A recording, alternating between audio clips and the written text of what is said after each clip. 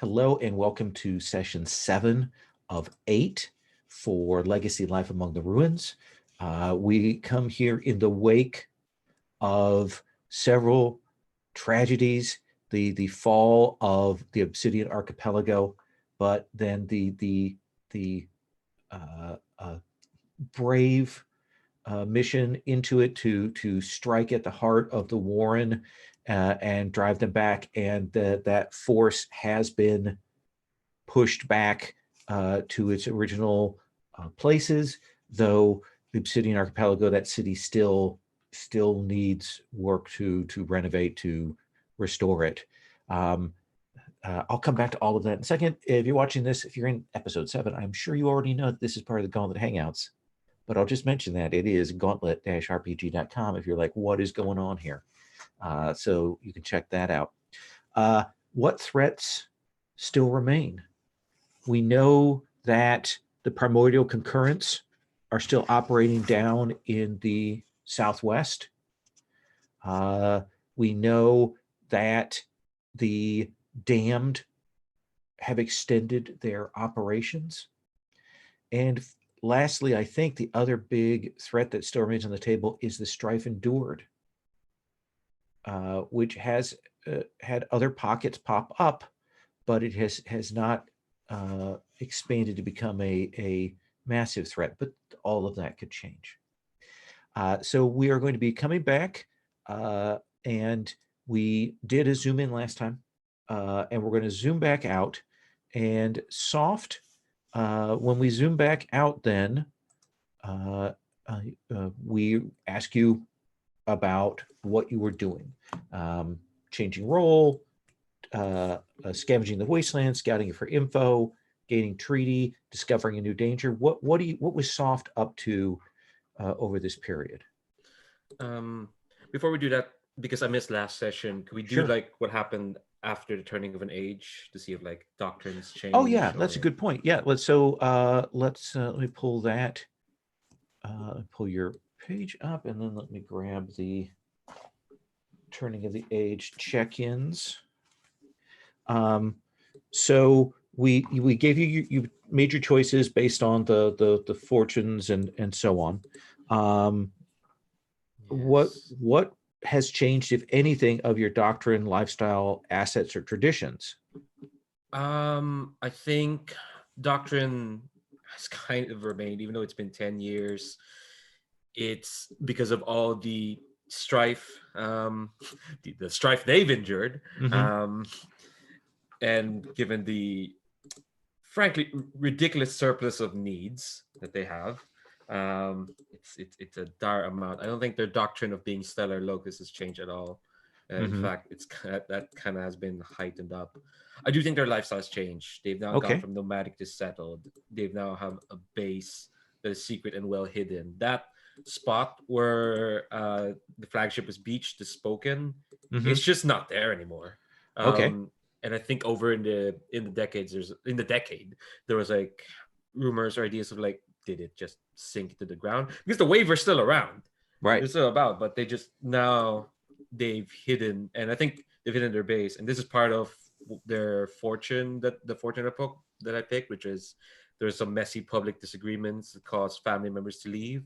It was all according to plan. So that's how we got spies.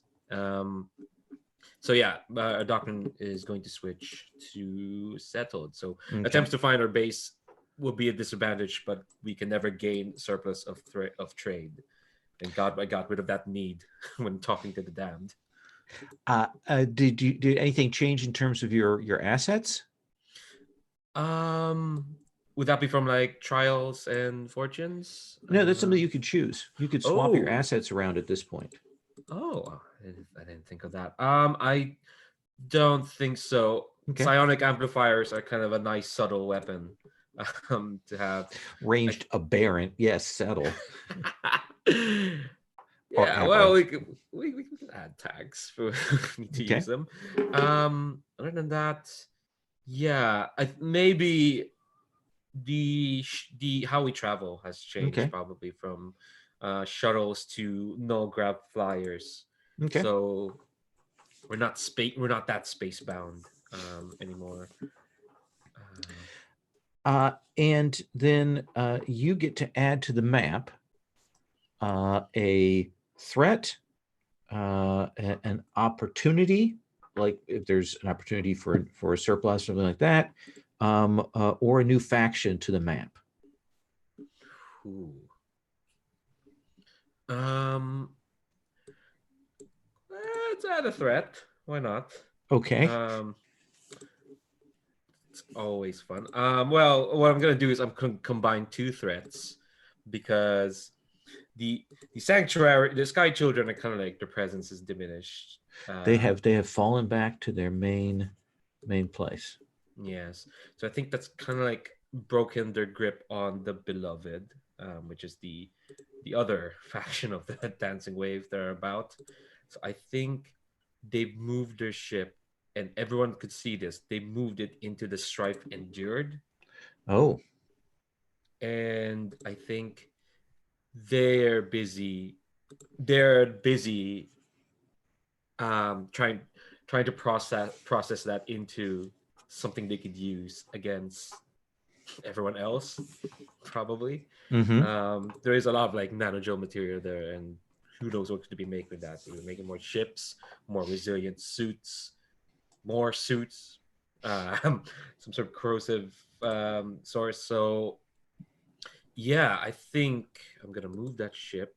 Nope, that's the zoom in icon, the tool. I'm gonna move the ship into the Strife Endured. I'm gonna rename that a bit. I think actually the ship you can see floating above the Strife Endured. Oh, okay. It's like a big it's a big Reaper cuttlefish, and its tentacles are going down into the Strife Endured, and it's like kind of sucking in all that corrupted fiber optic weirdness. And so the Beloved are planning something. Okay. And then you get to decide. I assume that you're keeping soft. Mm-hmm. Did you change playbook, or stay with the playbook? In either case, you get to trigger a roll move. Okay. I think I'm staying with Envoy, and I I remember now. I think I popped by as soon as I got home from that birthday dinner to see what happened. I saw a big X and the scene was like, what the okay. And I decided to pick some moves. I think I picked Prophet. Okay. I think because if I remember way back when she switched to Envoy, one of the things you told me when I did leader is like, you told me what my people was expecting from me, and they said they wanted a city. Yeah, sure. I think because Prophet happens, Mark, when you gather allies to build a great project that'll change the landscape forever, Mm-hmm. which is always fun. I was gonna angle towards like, no, I'm still angling towards like, because of the stuff I have rather than the stuff I need to get. Because Okay. one thing, I can't get trade anymore because my base is hidden. So I'm not gonna make a capital. Ooh. Originally I was angling for some sort of energy revolution. Soft ones, if not like if not to like fight everyone else, she wants to make the Dancing Wave indispensable to to the Energy revolution takes spies, energy, progress, scavengers, and engineering. Is that what you're angling towards? Yeah, I have 2 out of the 5. Honestly, that's mostly why I picked it, because I already have I'm In that 2/5 of the case, way. I think that once you kind of start down that path, once you start looking at that, you will be contacted by the damned, who will say, we believe in the path that you are taking to bring energy throughout the land, and we will assist you with that. If we may we assist you with that? I think Soft's reply is something along the lines of, Well, our people have been quite friendly with each other for the past 10 years, have they not? It would be foolish for either of us to break that tradition. Absolutely. We will provide to you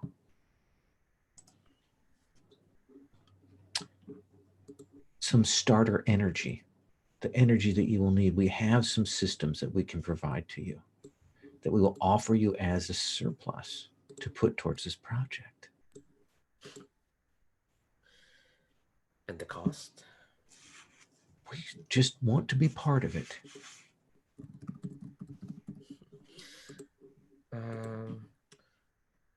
Yeah, I think I'm guessing this is an actual conversation now. Yeah. Yeah. I think soft nods. And she says, by the time we're finished, there would be there'd be a long list of people begging to be a part of it. But you won't have to do that.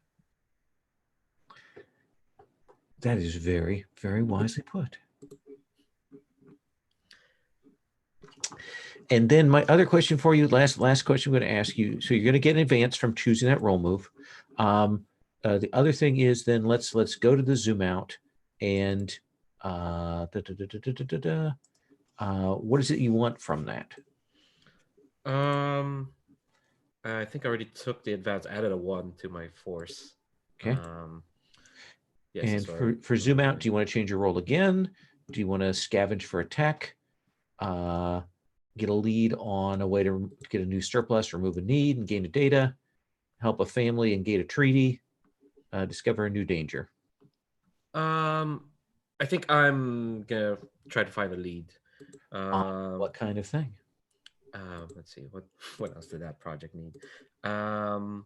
Let's see. So I've got spies, we've got energy, I've got progress. And what am I missing? Oh, I need to get rid of scavengers then as a need, because I do have scavengers as a need. I need to get rid of that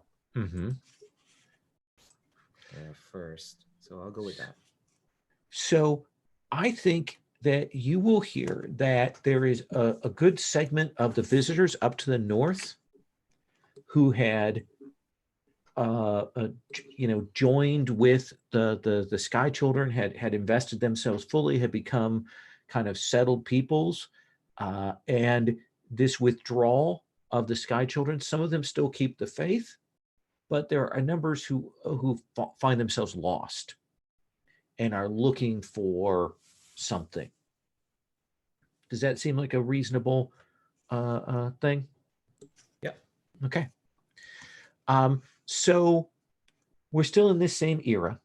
I think we're still kind of at the family move level. We take up the Warren has been driven back. That has given each of the families some breathing room. This destruction seems to have, at least for the moment, possibly for a while, settled matters with the Warren. So they are not necessarily a looming threat. But let me ask what the river folk are doing. So, sorry, if I remember correctly from last time, our need to find some extra places to settle and grow crops and stuff has been growing more intense with a number of new incomers. Yes. So yeah, I think that what we're going to do is we're going to attempt to start settling some of the land that's been newly vacated by the Warren. Obviously more along the banks of the rivers rather than sort of far inland, but yeah, we're going to start moving down to there, I think. Are you? Does this seem to you like claim by force? I mean, you are. I think so. Yeah, okay. I think so. It's probably the closest. What's it to it? Yeah.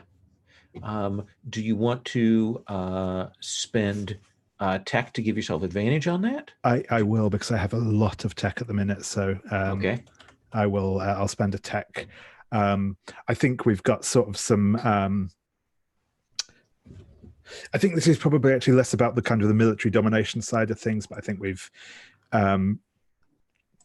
repurposed some of our kind of solar technology and water filtration stuff to kind of rig up some kind of starter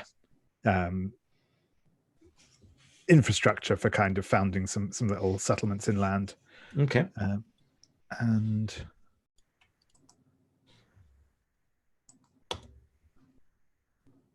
ooh, that's a 7 just. That was very close. It's good you had advantage there. Yes. So on a 7 to 9, you choose one.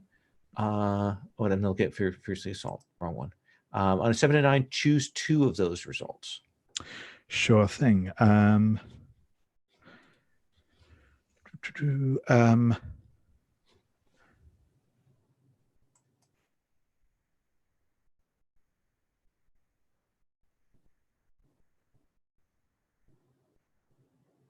I think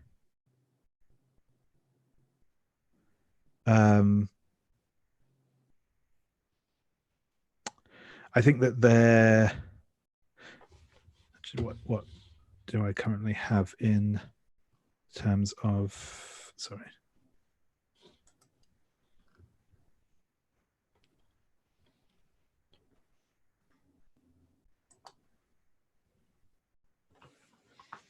Yeah, I think that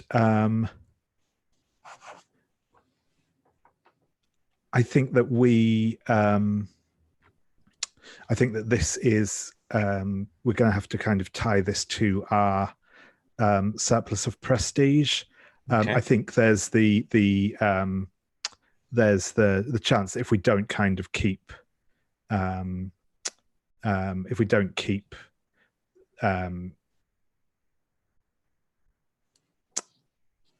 you know, our kind of reputation, that people will just kind of move away and you know, make their own settlements and stuff like that, rather than you're trading on your family's strong positive reputation to be able to do this without too much interference. Okay, yeah.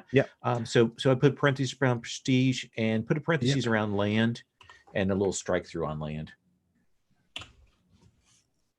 And that'll probably be the easiest way to mark that. And what are you going to take as the second thing? As the second, I think I might just go for. I think I might take that. It has hurt somebody, and I think that might actually be. I don't know if I want to go for maybe the. I think probably actually it makes sense if it's the Primordial Concurrence, because I think we're kind of pressing a bit close to their borders, and obviously, you know, settling with our technology and the like. And so if you're giving them a treaty, and feel free to do that, you've discovered that they have a kind of intelligence, that there are some ways to communicate with them, and they've indicated, you know, some ability to negotiate. Does that seem fair? Yeah, that sounds good. That sounds good. Let's come back to Axel, who is a hero amongst their people. They went in with a small group, and certainly the sacrifice of quartz was something, but you were the person who led that mission, and you will certainly be regarded in high esteem by some of your people. There'll probably be others who will be jealous of your newfound importance. But what is it that your family is doing now in the wake of these changes? Well, I had a couple questions for you. Absolutely. So, in terms of rebuilding the capital, does that require bringing all those resources back to bear to fix that up? That is an interesting question. I think what that would be is, I think what we'll have you do is you'll have to commit one of those resources, essentially either spending a surplus or taking it as a need. And then I think after that, we'll have to have your family roll hold together to be able to complete that project successfully. Does that seem fair? Yeah. So I think that's fair. I also wanted to ask, I had a need for safety. Have I because that was kind of linked to the Warren. Does driving the Warren back remove that, or should I hold on to that for now? That's a good question. Mechanically, I think that need is still there until you can get the city repaired. Once you get the city repaired, I think that will also take care of that need. Okay, fair enough. So I guess the one thought I had is I have energy, and I have that device that I can use to set up the shield. So I could think I could maybe spend my energy surplus to get the defenses back for the city. Would be one way to think about that. Yeah. But I think that the other thing that I'm thinking about is Axel. I'm going to switch their role to the prophet. Okay. And that I now mark when I hunt a mystic or symbolic beast in order to change the world in subtle and mysterious ways. And I think they are interested in this crystalline labyrinth and the tie between that and Destiny's rainbow. And I think that they have something there that they're interested in searching out. So I think the family is kind of going in one way to try to get the capital back together, but Axel's kind of going off on their own to look after this. I think what they're looking for is some sort of crystalline intelligence that they know has created this labyrinth that might be able to help the family in some ways deal with some of the other threats. Yeah, and one of the things that you would know is that unlike some of the other places like the Dark Crystal, which certainly has its own powers, but does seem like it is kind of a tech, the Crystalline Labyrinth does seem more to have more of that sorcerous and magical energy, a different form of that. So go ahead and spend your energy. And that will take your mood to a 1. And I'm going to have you hold together with that +1 to get the city back in shape.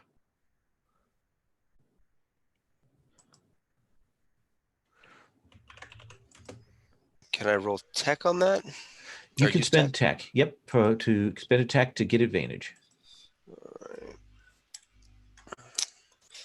And then is there any, or just hold together? Can I ask for assistance on that? Yeah, I'm you happy, could. I'm happy to roll alone. I just didn't know if the river folk are interested in I was going to say, yeah, I was going to offer to help with that because it seems to make sense that the river folk kind of help with the resettlement. And so if they did that, then you wouldn't have to spend the tech because it's only one level of advantage. Okay. So river folk, why don't you roll lend aid? What is your treaty with them? That's a good question. My treaty with them is I have 2 on them, so okay, that's pretty decent. That's a 10. That is a 10. So even if they fail tremendously, you will not be affected by the fallout. Let us see how this works for the seeds. Give me a second. It's not letting me get to roll for your party here. Sorry. It's the adapted dogfish. Is that the one we're in? Yeah, quietly adapted dogfish. Quietly adapted dogfish.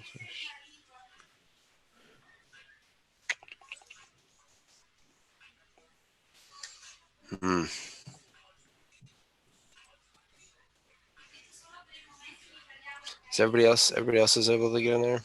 Yeah, let me check it. Yep, looks like I can get in there. Your dice are kind of down at the bottom.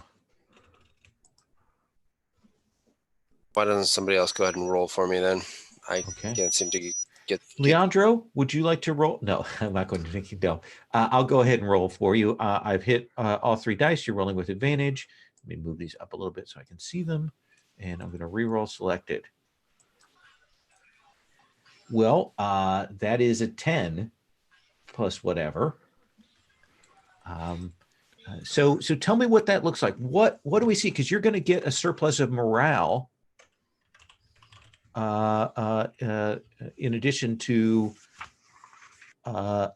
things working here.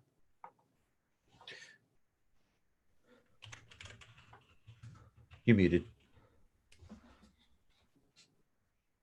Thought I just took myself off. Sorry. So I think the big thing is they get the energy shield back up, and they make some tooling adjustments to it using some of the tech that they had in that suit of armor to kind of add in the mantle. And they know that this will kind of help keep any Warren out in like an extra layer of protection. And so I think there's like breathing space that nobody's had for a while because the Warren was prowling the streets. And so I think the morale more than being like a positive morale is just like a deep breath of feeling like, oh my God, we can just like live our lives and I don't have to look over my shoulders when I walk down the streets for fear that I'm going to get taken out. Absolutely. And then the other 2 things that I think that are still there that they need to deal with are the leftover magic from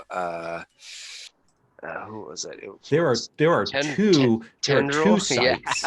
Yeah. Tendrils, the falling location of Tendril, and also Quartz's grave sacrifice. Right. So I think the docks are kind of like a hot mess right now, just with all of that crazy Sky Children energy still flashing around there. And the university. Yeah. And the university is as well. But I think that people are relaxed for the first time in a long time. So do you think that is the danger hasn't passed so much as shifted into a more manageable problem? Like that's what you've gotten everything, but you've now got to figure out how to deal with these 2 sites?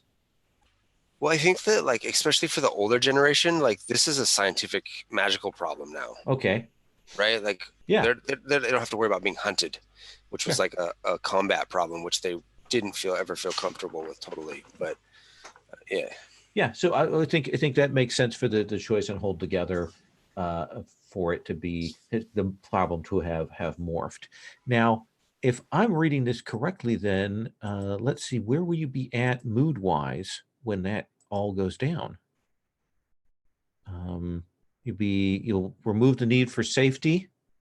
You're at leadership, memory, morale. So you'll just be at +3. So if you get another surplus, you'll be flush with resources. Hey, better figure that one out. Yes. Let me come back to the wave. You've made a deal with the damned. Your family has been quiet. You are outside of this war with the Warren. What are you up to? I think while this whole kerfuffle is happening, not because I was out Kerfuffle. Yeah. I wasn't there. I was out having sushi. I think we've kept silent. But I think given this like lead on where to get rid of this need for scavengers or whatnot, I think we're gonna make a play against the visitors, and I think this is gonna be like a bit of subterfuge. Okay. Because it's kind of like what we do now, I guess. We've got the spies. So what is it your agents want to achieve? They, looking at this list, if they were like a regular family, I'd say I just realized hit choose one thing your agents achieve. And hold on, actually, I need to cross first out with the move I have. Sure. Yeah, because it may be different things. Also, I'll point out that you have 6 treaty on the seeds. Yeah. But the thing is, the dam gave me energy. Just- I was gonna use that on the seeds to take their energy, but the dam were very nice nice enough to give me energy. Ooh. Because he missed last week. That's the only reason. Yeah. Well, actually, I have so much treaty on seeds. You can't beat me. How would you bring? What would you do to bring this family, the visitors, in? Well, now that you point out this whole seeds thing, I might delay that for the moment. I Okay. need to get rid of some needs of mine. So I might spend a treaty to take their morale. And I have in fiction, I know how this would go. What it looks like. Let's have the two of you talk about that.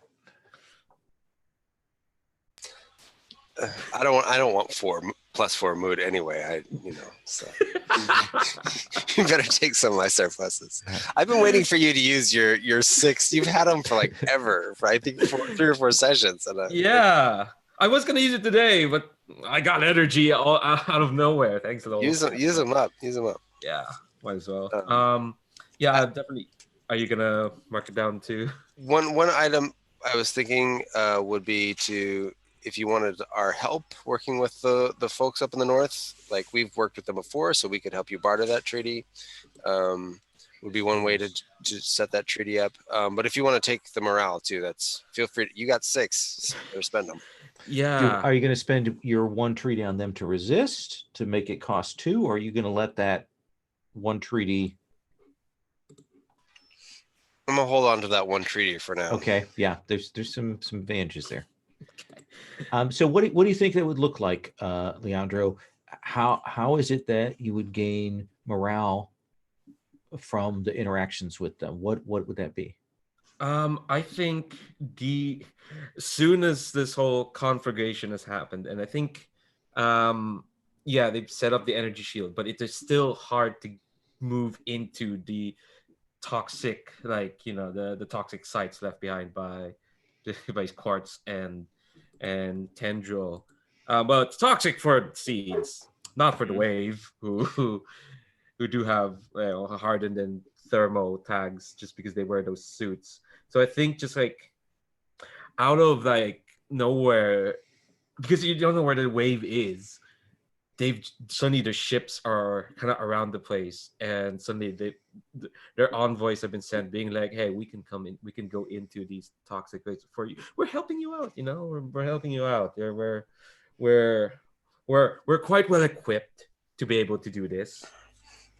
I think that works well for taking the morale too, because all of a sudden here's this new, not like an occupying force, but just like a bunch of folks right when we just thought we were getting everything back like under our control, and now they're showing up.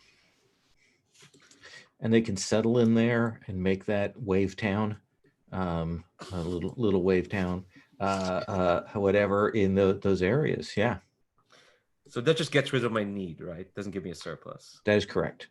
Cool.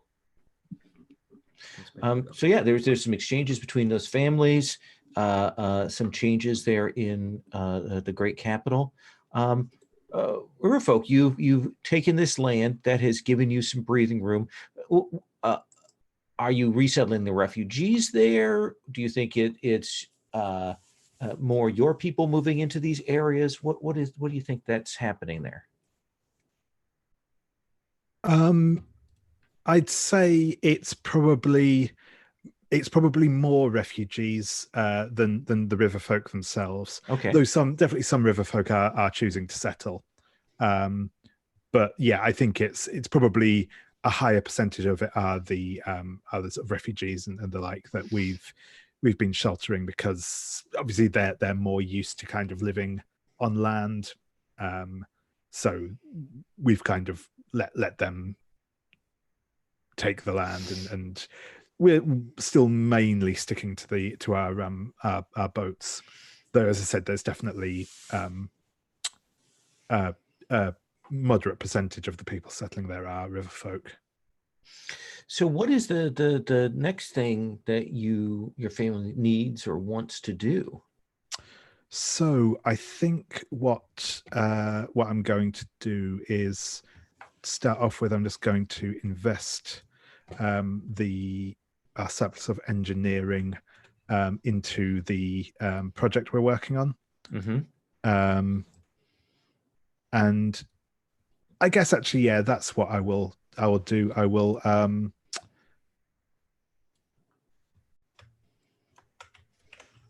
will use I think I will because the last surplus that we need for that project is progress. So I think that I will uncover secrets. Okay. To see how I can best go about doing that. How much do you want to? How much data do you want to spend? I'm going to spend 2 data on that, and I will spend another tech as well. Okay. +2 with advantage. There's almost no chance you could fail. Exactly.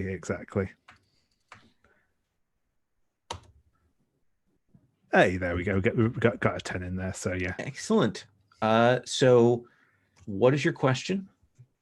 And then you get to, on 10 plus, ask a second question or add something to the map. Yeah, so my first question is, how do I get a surplus of progress? Let us look at how progress is read here.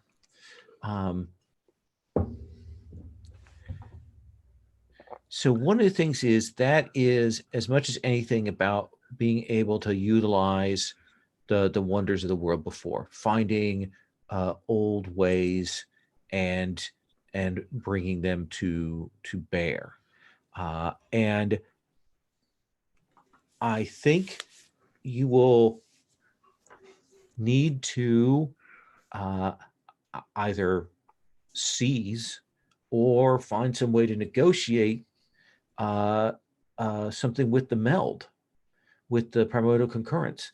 That is a hub of old tech that really hasn't been explored there, and it's clearly it's mobile, it's intelligent, and it clearly has a connection with the world before.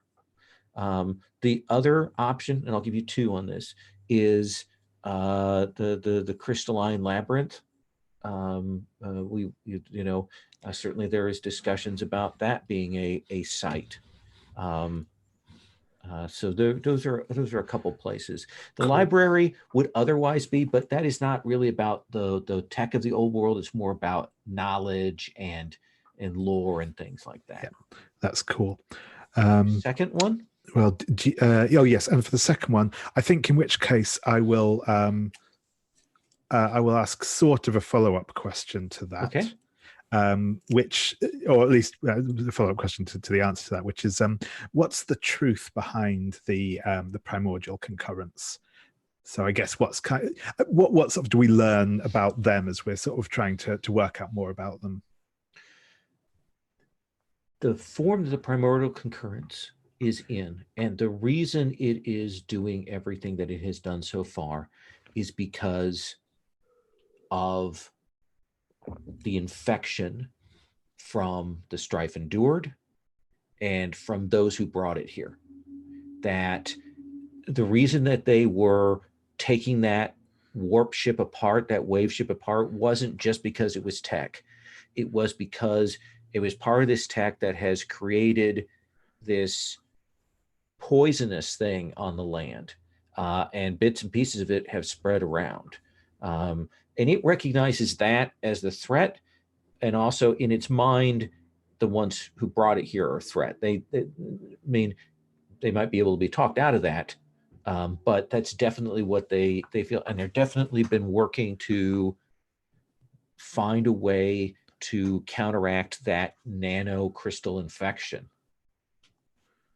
Awesome. Sound fair? Yeah, that sounds good. Let's come back to our hunter, to Axel, and your family. Some things have changed. Some situations have shifted. What is it that you want to do?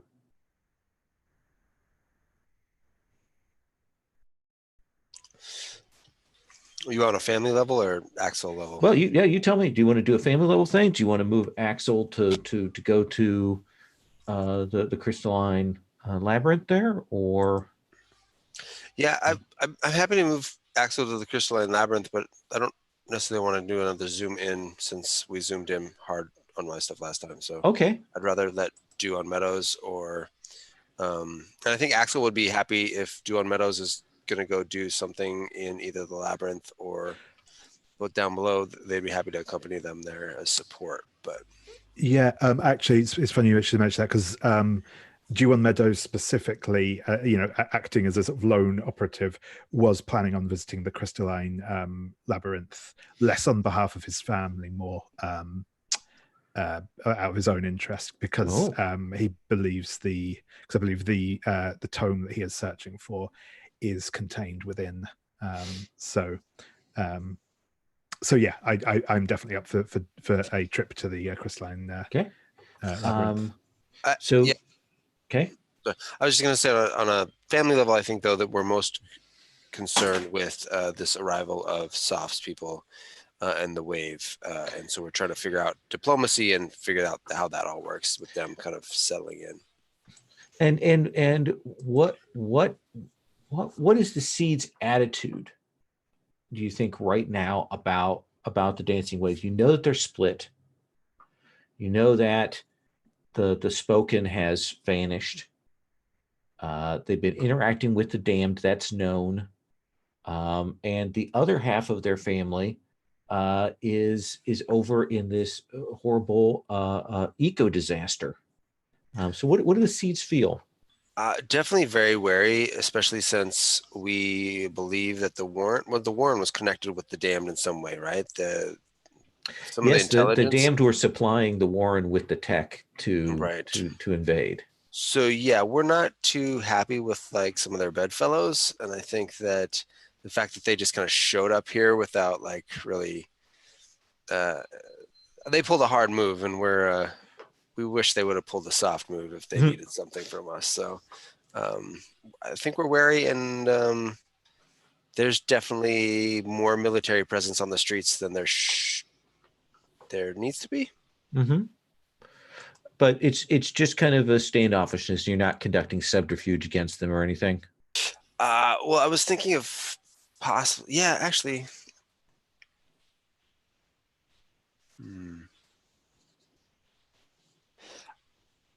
I was thinking maybe conducting diplomacy, and like trying to like hammer out what the actual next steps are to be in our kind of mutual habitation, or what they need to leave. And the other thing is, a diplomatic mission on a hit always gets you data, so that's always a useful thing. So let's have you roll with reach.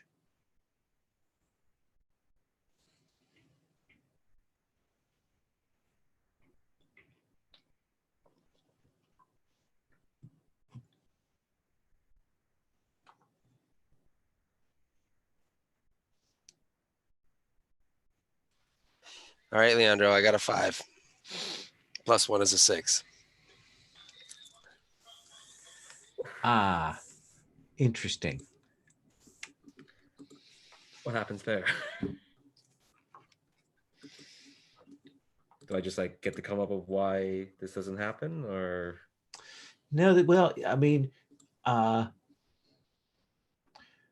think that there is a flashpoint that occurs. And I think that some of the more radical, we've still got those radical elements of the Seeds who are still around. And I think that they strike and gun down a number of the starfarers who are in the city. That kind of reactionary attack, and I think that happens kind of on the eve of a meeting, and I think that is called off. And I think that you definitely in the seeds have a looming sense that there are more of these radicals than you thought. Like they're stronger and better organized, and they are lurking in the shadows. They are waiting for the leadership of the seeds to show weakness so that they can seize control of the family. Sound fair? Yeah. Okay. Do you want me to take another need there? No, that's just me putting on display a looming threat for you. Oh boy.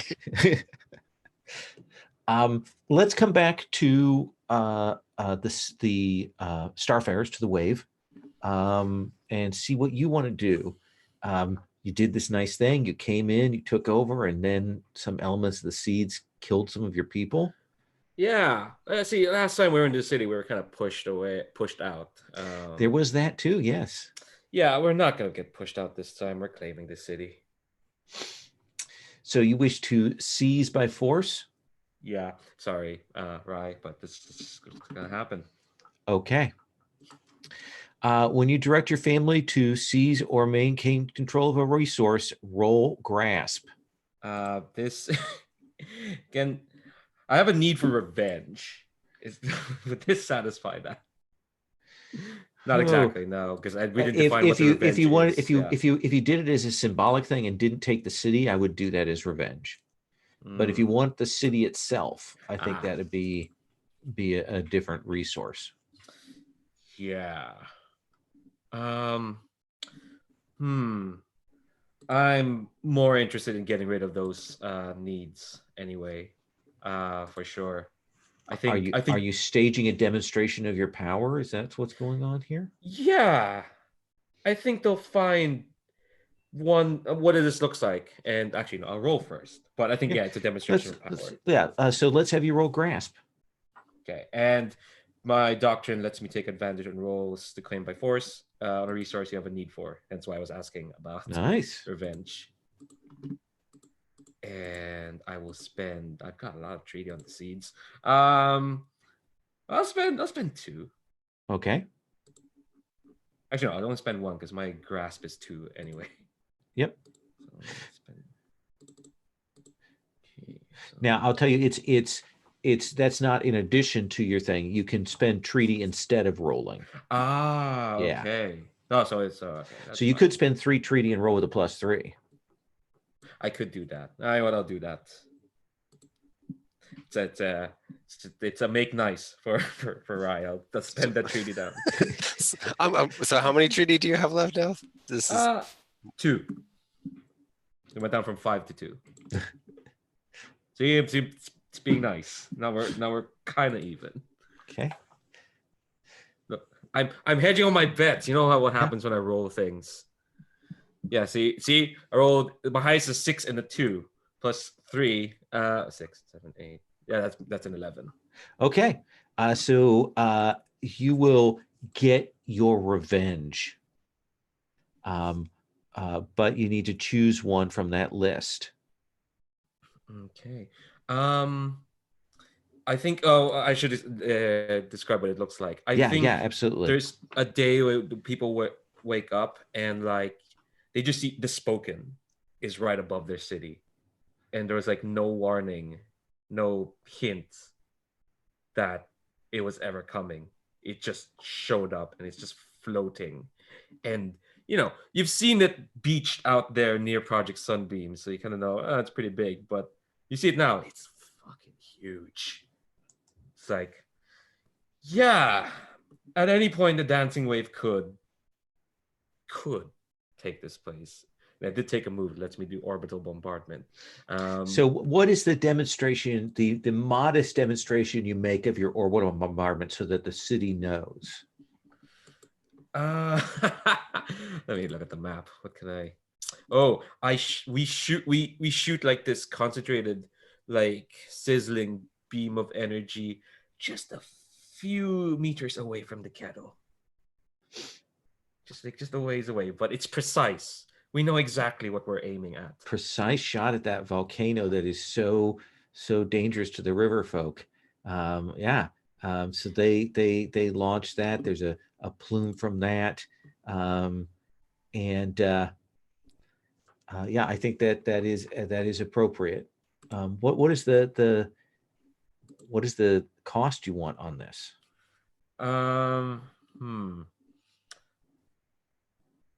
Let's see. I don't want to get another need because I just got rid of this. I think I'll tie one of my resources. Yeah, you could. That makes sense. I think it has to be safety. This is a big, this is a big demonstration, and we kind of revealed our hand a bit doing this. So put parentheses around safety, and then put revenge crossed out, but with parentheses, so we know those two are tied. So if for some reason you lose safety, things will kind of backlash on you. So let's come back to do. You're getting on in years, but you want to go and explore the crystalline labyrinth. Yes, yeah. And do you reached out to Axel and asked them to come? Yep, I'll definitely get in touch with Axel. I probably wouldn't think to reach out to Soft because this doesn't really seem like their sort of thing. Though if they do wish to come along, I'm more than happy to have them.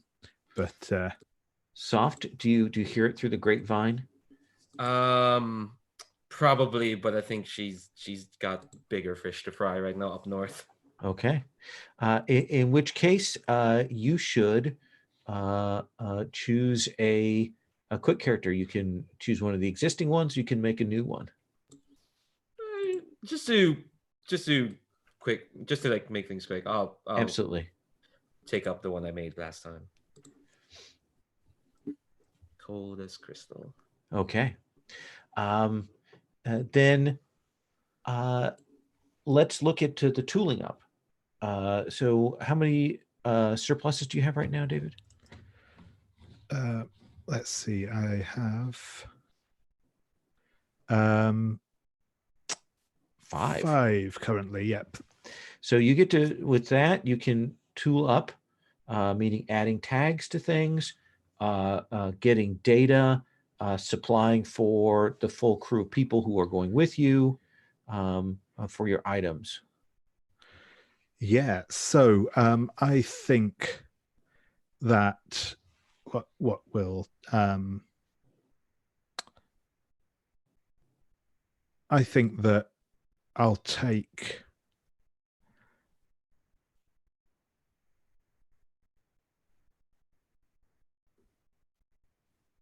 I think actually I might take a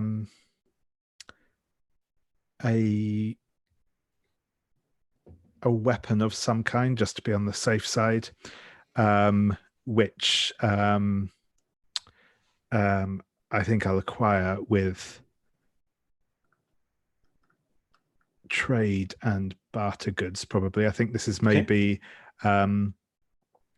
maybe something that's been traded from one of the other families that you is carrying on this.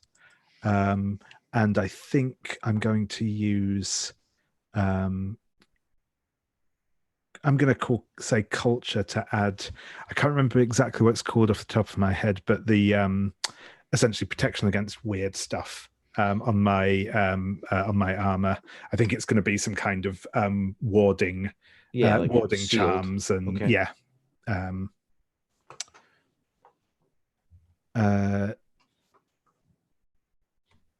I think that's probably.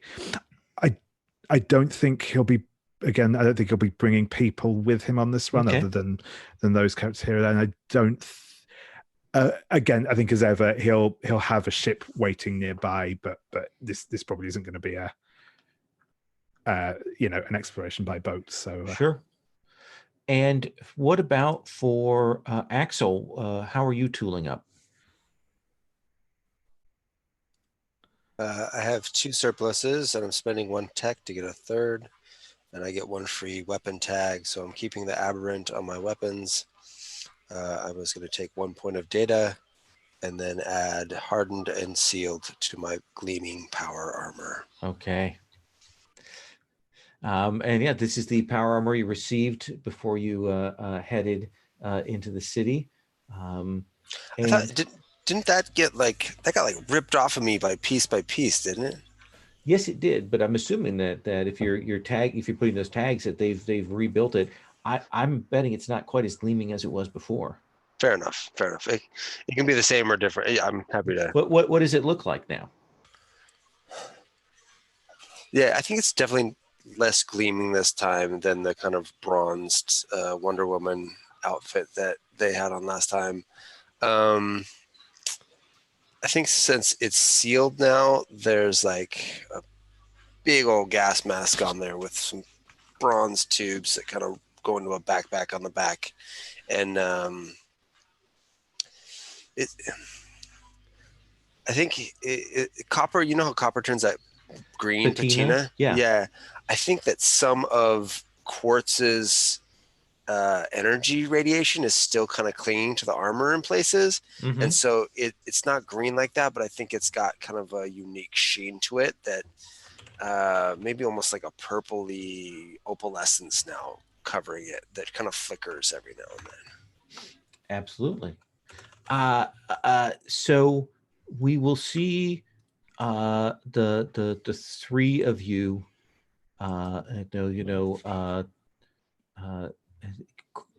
go a ways down the river, but then head overland out in this area, relatively unexplored area. So who is leading the expedition across the wasteland? And that would be Wasteland Survival, which is rolled with steel.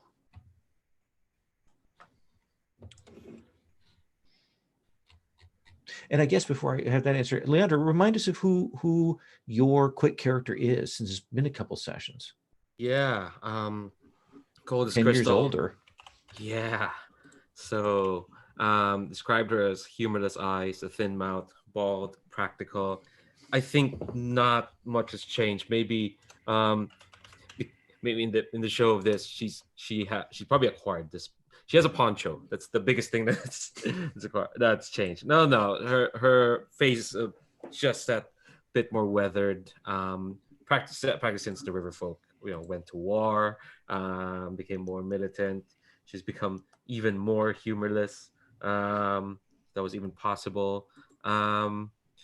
And yeah, I think humorless and weary, for sure.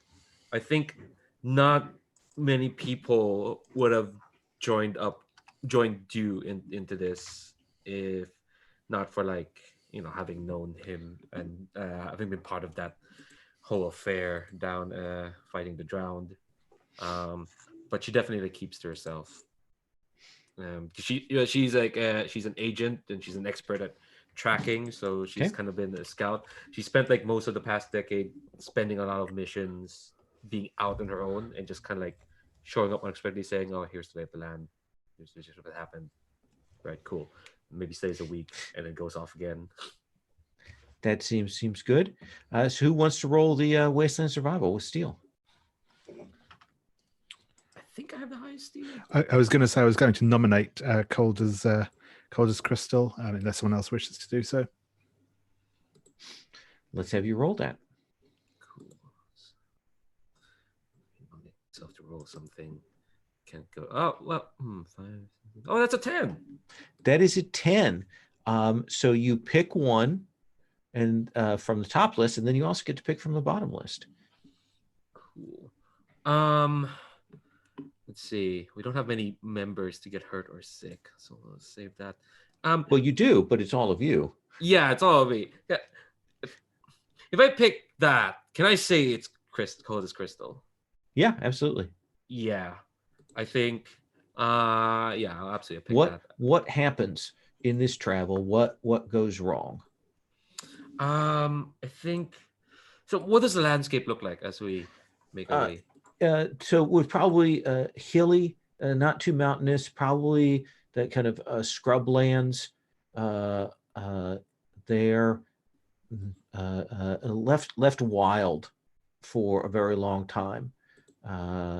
So a real mix of grasses and things that have grown up, ruins that have been more collapsed than they have been grown over. And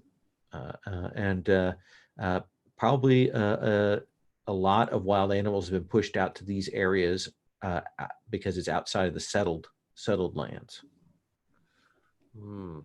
I think, I think we're making our way just past by like a building, and I think we're crossing through like a bit of like shrub land, and Cold is leading the way. She says she's kind of like been here before, at least around these edges, but like there's a moment when she clears through the shrub and puts a foot out, and the ground underneath her, or at least on that foot, just kind of like gives way, and underneath the ground and all the dirt and like I'm imagining like dried grass. Suddenly it gives way, and her foot kind of like smashes against this like surface of like sharp crystals. And I think, maybe I'm just basing this because my left foot swelled up last week. But it hurts for sure. But I think I think she just kind of like accidentally smashed her foot against this crystalline surface. Then you will take 2 harm. Yeah. Do that. Yeah, a bit winded. It's fine. It's gonna be fine. And what is the bonus though? The good thing that you get from this? I think I'm gonna punt to either Dew or Axel. It's more interesting to either of them. I guess since Dew's leading or technically called for this expedition, what will be more interesting, do you think, David?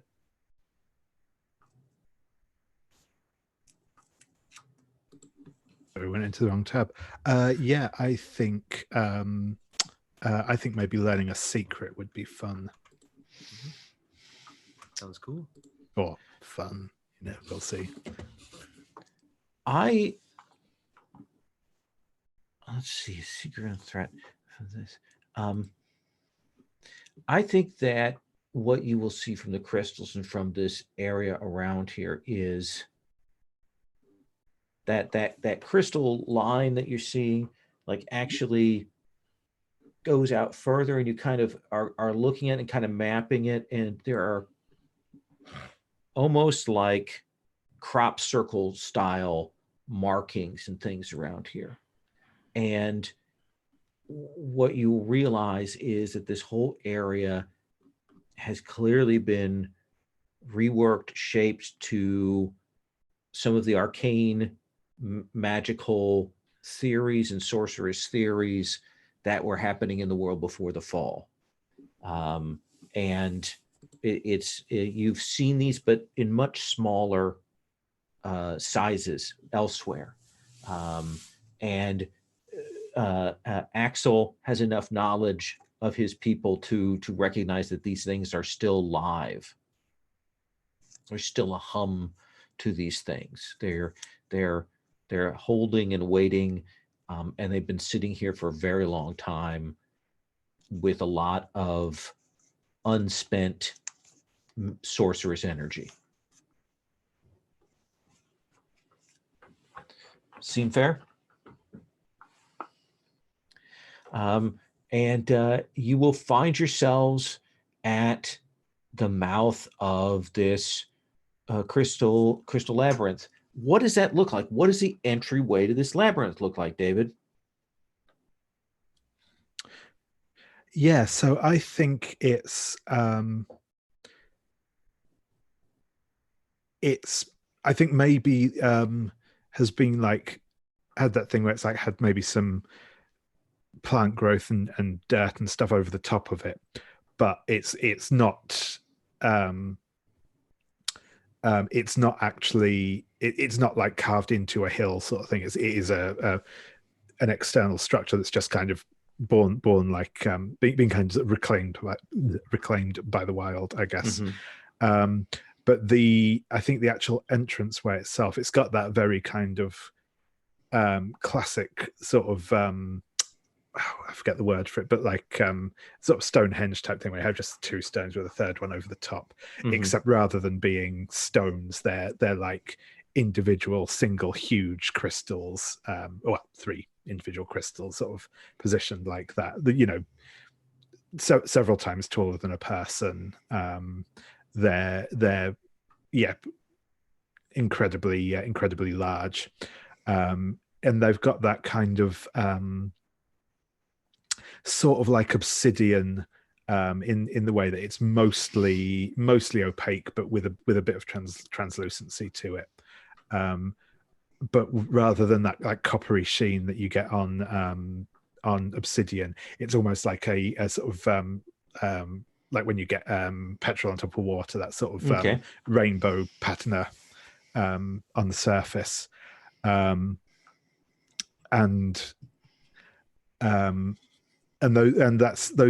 those seem to be kind of forming the structure of this that leads steps down into underneath the earth itself, down a sort of spiral staircase. And I think within there are more different crystals making this place up. But yeah, those are kind of the big structural ones we see at the outset. And Rye, the group moves down the spiral staircase wide. It's a huge archway. It's a wide stairs going down. We've seen the crystals. Once you hit the bottom of the stairs and there are passages, are they corridors? Are they tunnels? Are they small, large? What does this complex look like once you move into it? I think originally there were a number of larger chambers kind of connected by very regular tunnels, or not tunnels, but like passageways that had been built there.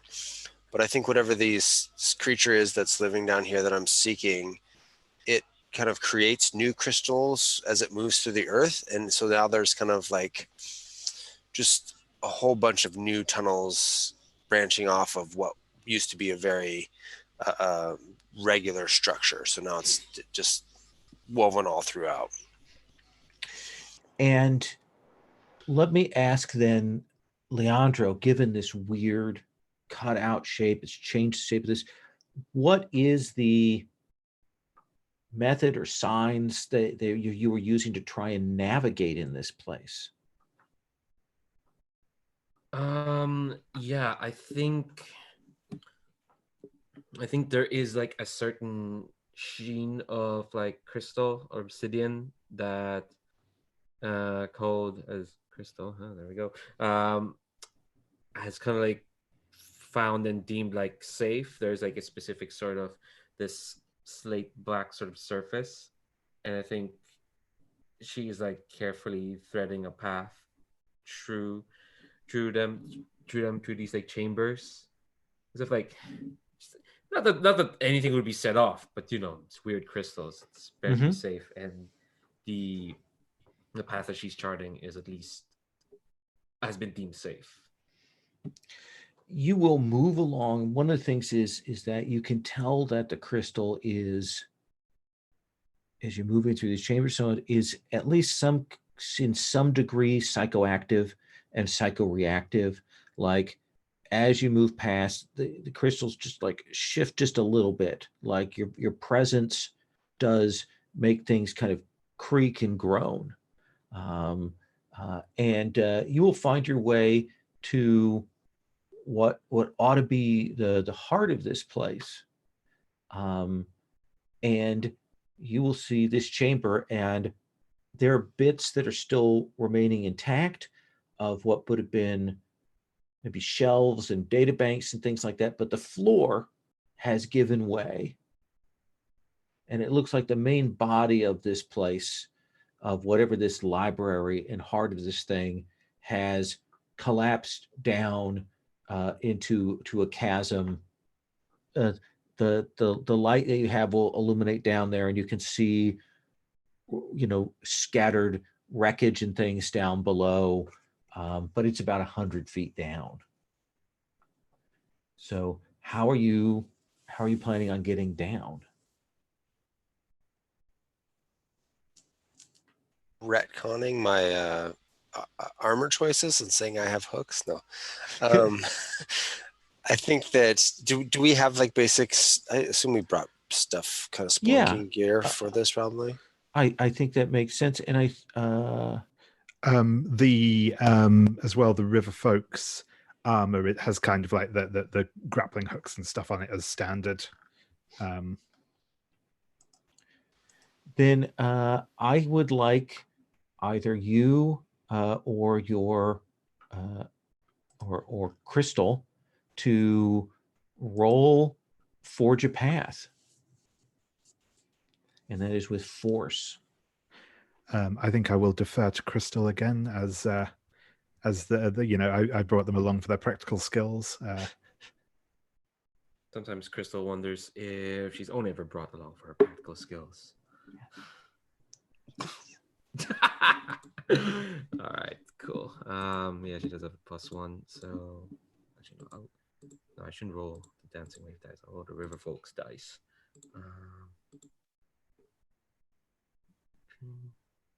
Ooh, that's a 6. That is a 6. Now you can call for aid. Axel will step in to aid. And maybe what this looks like is the grappling hook starts to slip across the crystal. Thought it was wedged in, but this crystal is just so hard it didn't get a good hit. And so this is just Axel using their brute force, which is sizable, to try and grab that and just push it back in. Let's have you roll. So 9. That is a 9. So it will boost from the 6 miss result to the 7 and 9 result. So what are the two picks that you want from that, Leandro? Let's just go ahead and expose ourselves to danger as we travel. Okay. And the other one? Oh, 2 picks. Oh, Jesus.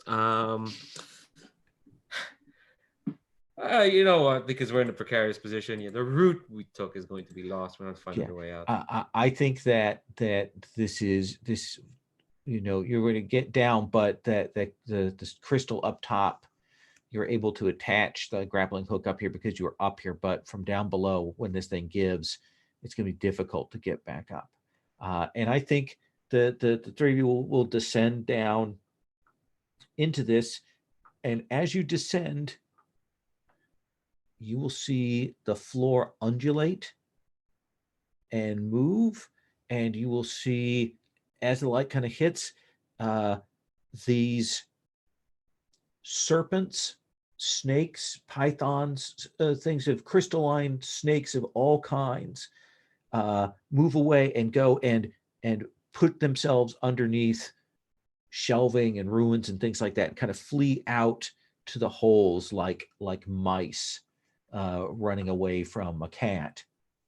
And you're like, why are they doing that? And that's when you'll hear the rumble and the sound of something coming.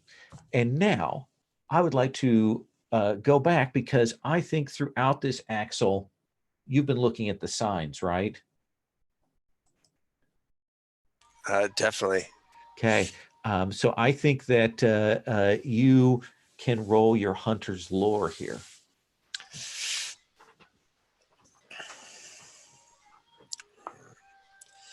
I'm going to spend a point of data. Okay. That's a good call.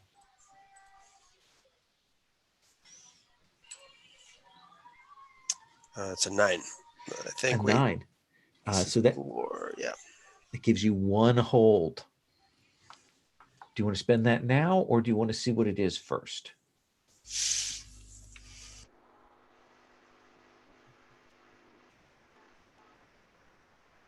I'll see what it is first. Okay. There is a shattering sound and you will see this thing, this serpent, maybe a serpent, maybe a worm. All you see is this great round maw on the front of it. And there may be facets that might be like some kind of sensing thing, like eyes or some other thing. And it is this enormous mauve, azure, purple worm snake thing that comes pouring out, and it is the size of a freight train. And it is moving, kind of comes down, kind of drops off from the place where it shoots out of the wall, and it is roiling. And when it roils, things get thrown every which way, and you'll see the crystalline serpents go running for more cover as this thing comes towards you.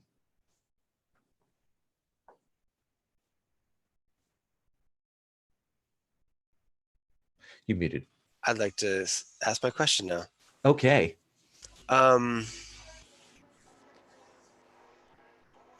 What does it hunger for? It hungers for things that are not crystal.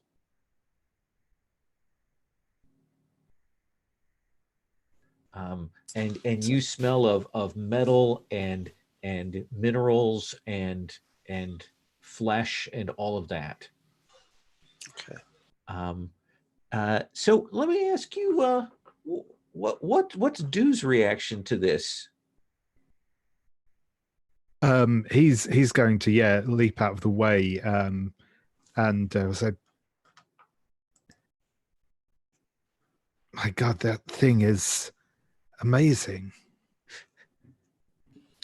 That amazing thing is going to fucking kill us, dude. Well, yes, that is unfortunate, but I never thought to see something like that. Oh, I definitely did think to see something like this. It's even more magnificent than I believed it was going to be. You two, can we focus on staying alive so you can see more magnificent things? Dew, I would like you to roll diffuse to get yourself to some kind of safety here. Certainly. So I think, as I said, in terms of like not, avoiding this, he's just literally trying to get out of the way. So I think that's probably with steel. He's not really trying to do anything clever here.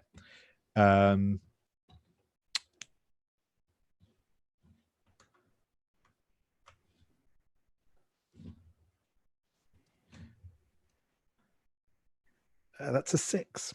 That is a 6. So you move. The other's kind of talking, and you move to get yourself to cover. Do you want to call for help? I'll do it. Yeah. Okay. Yeah. I think what this looks like is like these two chuckleheads are admiring this thing. Crystal is taking out like, let's see, she don't have any. She has her nets with her, and I think she's gonna try and entangle the thing in her nets as part of this aid, so that Dew can get away. Yes. Okay, so I think I'm rolling with steel. Yeah, that sounds right. Quick action to do this. Yeah, quick thinking. Ooh, that's boxcars. That is boxcars. So that will go up to a 7 to 9 as you launch this. The net kind of catches onto it and fastens to it.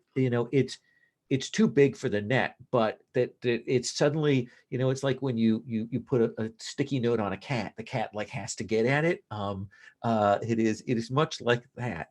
And what do you want as your 7 to 9 choice there, Dew?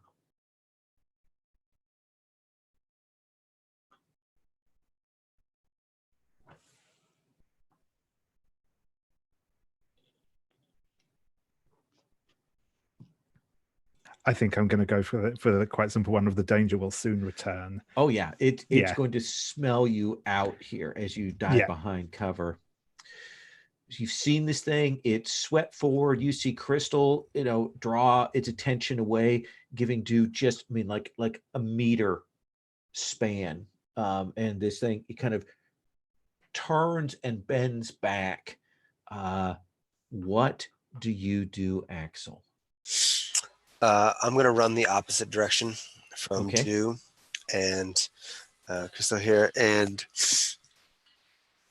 I'm going to start lighting it up. But these are just kind of like testing shots as I'm running to kind of see where it's having some effect, and also to kind of draw its attention away from the two of those. And so I was hoping to roll my red and tooth and claw whenever that action is finished. And then once I kind of have a bearing on this thing, I will fiercely assault. So you're running across again. There was a library up above that's collapsed down in here. So you've got bookshelves and tables and things that are buried in pieces of crystal. You weirdly don't see any books down in here, but you do see lots of serpents and things running in different directions. Let's have you go ahead and roll with force.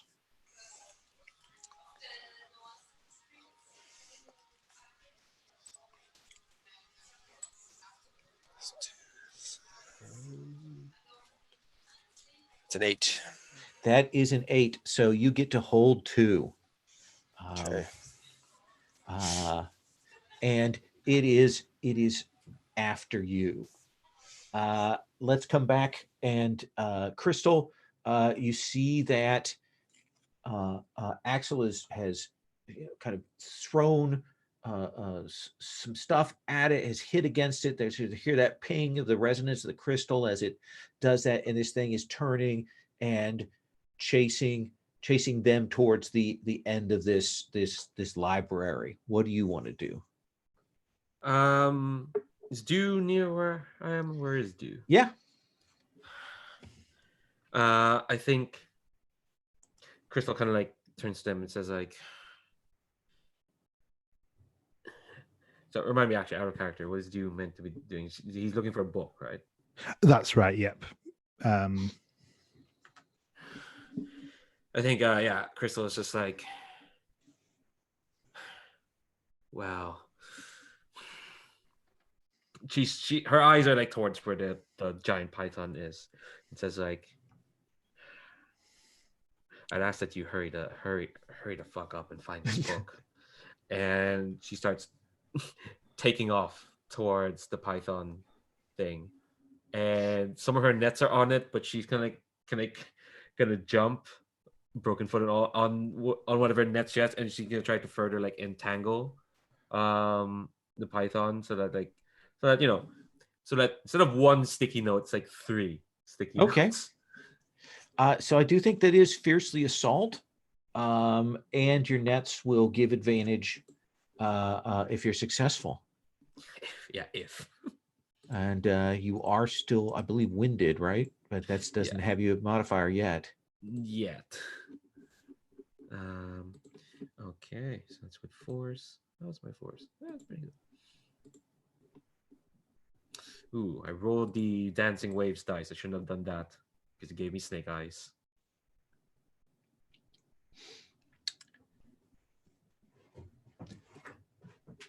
Do you want to call for aid? I mean, yes, please. Now, here is the risky thing. If you go to assist him, if you go to assist Crystal, her, put yourself at some serious risk there. Might blow your chances of finishing this thing off. How important is that to you, Axel? That's definitely what they are here for, is to finish this thing off. I think actually you might come to Crystal's aid, as I think he's kind of starting to make a break to kind of explore further into the library while they deal with this thing. But as I think he sees that she's encountering difficulties with it. And I think we see him, and I think, up until this point, he's been wearing kind of this like a kind of metal circlet type thing on under his hair mostly. but we see him reach up to it, and as he puts like his hand to it, there's a crystal actually set into the center of it that begins to glow, and it looks actually startlingly familiar to the technology of the wave as he reaches for the hidden psychic amplifier that he's wearing. And I think he's going to try and shoot a blast of strange psychic energy at this worm. So it seems to me like your aid is going to be rolling with force. Yep, certainly is, which isn't very good for me. I will spend a point of data on this because my odds aren't ideal. That's a 7. So That 7. So that result goes from a miss up to a 7. Tell me now, this is 7 and 9. You're going to suffer these consequences as well as she is. What is it? You're going to definitely set it up so that Axel has advantage. That's a given, and you're going to deal harm to it. But what is it that you want from the character list there, Leandro? Ooh, they're all really good. I think. I'm not really sure how savage, terrifying harm can be inflicted by a net. You tell me. Does it do something to when you get it? Is there something about it that causes a reaction here? Do you use the net to bring something heavy down on it? Yeah, I think I grab onto the net and I think I direct it to like start smashing it, so I accidentally smash his head against the walls, trying to like shake me off, and part with the psychic feedback. Yeah, it just kind of like smacks really hard. Its head really hard against the wall. Absolutely. So I think you'll take the harm that it deals. And I think that this thing's thrashing will also start to make the place perilous now. That things are cracking here. Both of you take 3 harm. Oh, there I go. You have armor? Do we have armor? Not that's any use against this, I don't think. No. Well, if you got the armor with the hardened, it provides with that thing. It provides 1 armor, so you'll both be able to reduce that by 1. I was gonna say, did I get that as well, or did you only get that? Oh. Yeah. So you will just each take 2 harm from that. Okay, cool. Barely breathing. Which means that you are mangled.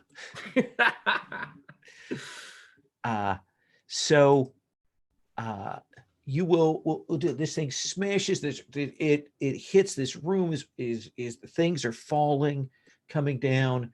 And you've focused on your target there, Axel. What do you want to do?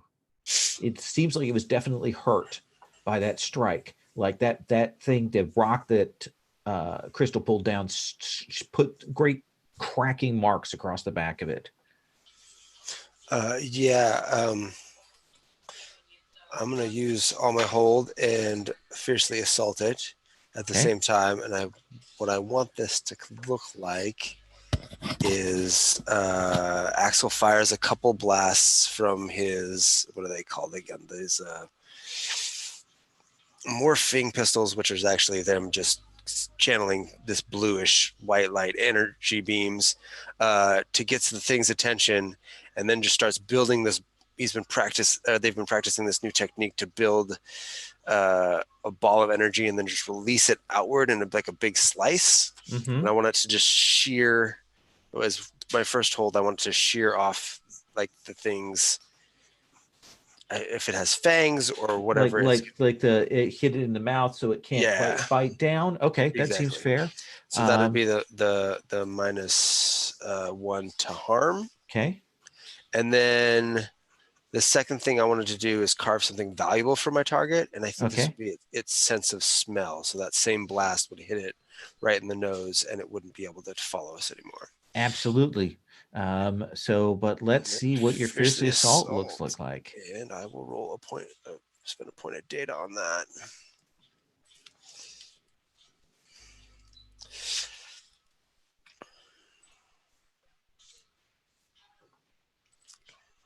Oh, whew. It was 1-1-2 for a second, and then the Oh, no. two changed to a 4. Whew. That's a 7. That is a 7. So on a 7 and 9, you choose one from the character list, and then I choose 2. All right, I'm gonna do inflict savage and terrifying, frightening and dismaying my foes. Yeah. You will smash into this thing. You're going to take now would be 2 harm because Okay, it reduced the harm that's done. And I have tough and hardened. Yeah. So it will smash into you, and you will resist that. Okay. So that's 2 harm. Got it. And then my weapon's aberrant too, just so you know. Oh yeah, that causes that extra stuff. So it is reeling from this. It is reeling. Which of your 2 allies is hurt by this?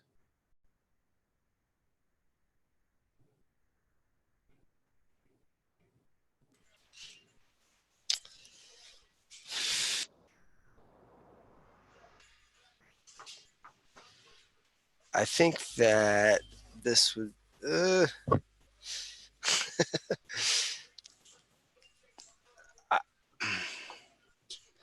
think it would probably be Crystal, because you're like on top of it, right, Crystal? So probably like this thing's flailing and thrashing around. I mean, Crystal, I know. Yeah. okay. Crystal, tell me how you go down, and then tell me how that shows us how to take this thing out. Because you've got that as your agent thing, right? Yeah. So if we kill this thing, the mission succeeds, basically. Yeah. Okay. I think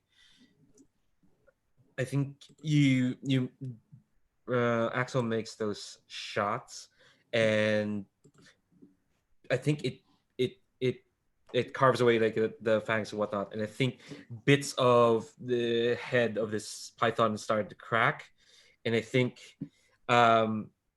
Crystal like sees that and just kind of like momentarily lets go of one hand of the nets to grab onto the crack and just starts peeling off bits. And I think you'll see inside to Ju and to Axel, wired up to where the python's head is like it's what we're looking for. Probably some veins and things like that. This is the secret that Rye is that Axel is hunting for here, that lies within it. And then it will do that thing where it tosses you up in the air and catches you in its gullet, and you will vanish down the throat of this thing. It swallows, and you'll hear a crunching sound as the throat of this thing contracts and digests. What do you do? Yeah, so I think Dew is. You've got some options, so let me hear. But yes, I think Dew is going to. He's looking a bit like a little bit brained at the minute, anyway. But he kind of takes a moment and maybe mutters what passes for a prayer under his breath, and then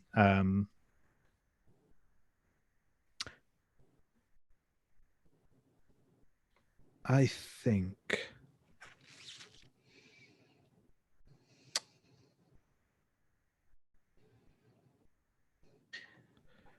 And so you don't necessarily have to attack it. You could set yourself up for aiding Yeah, Axel, or you could hunt for the book in a desperation here.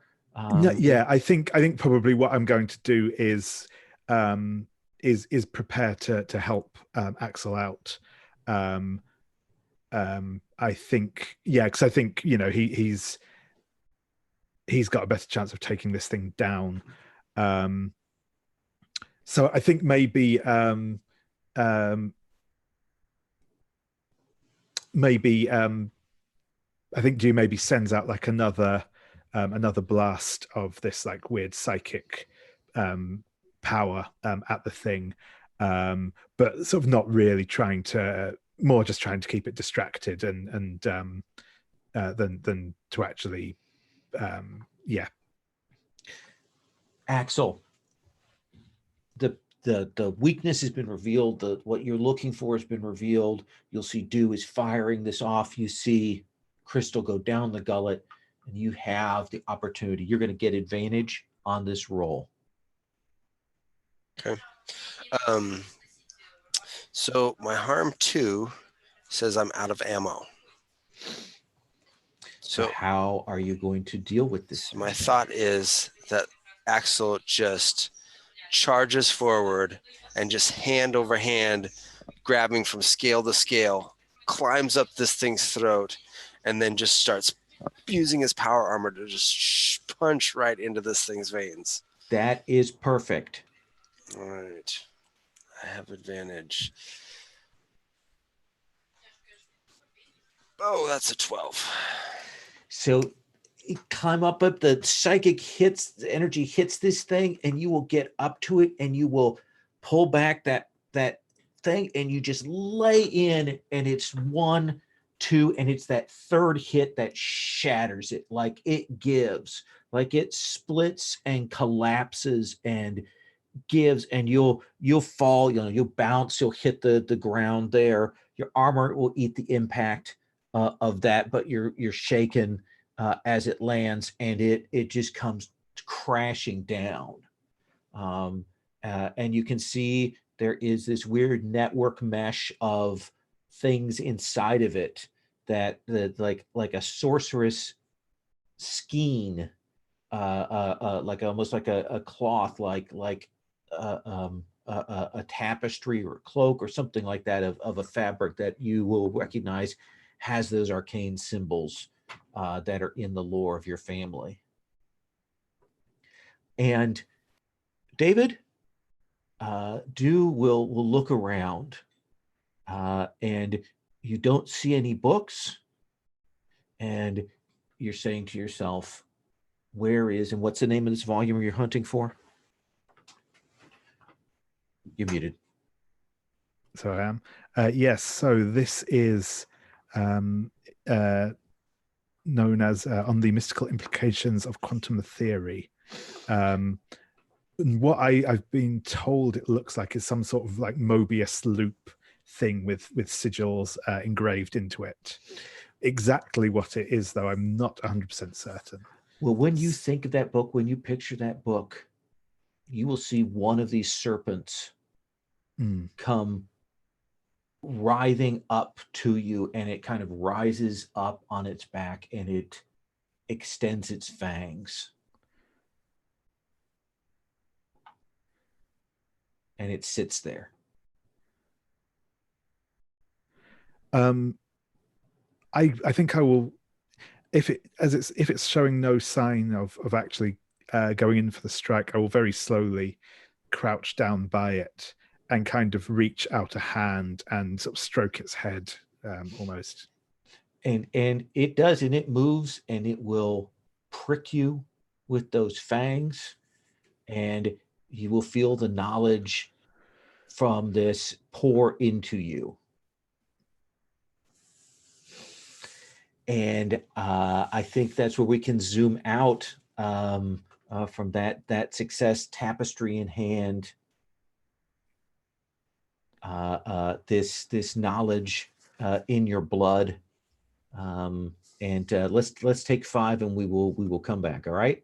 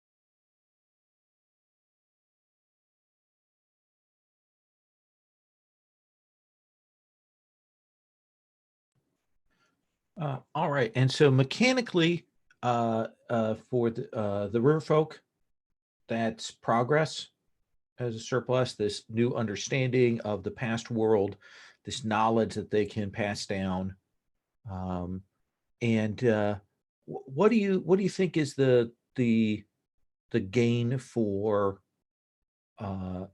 the seeds? Um,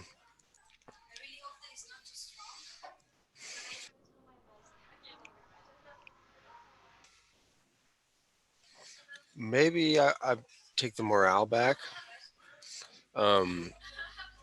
Axel comes back with this tapestry full of this huge snakeskin tapestry. I'm picturing it like Okay.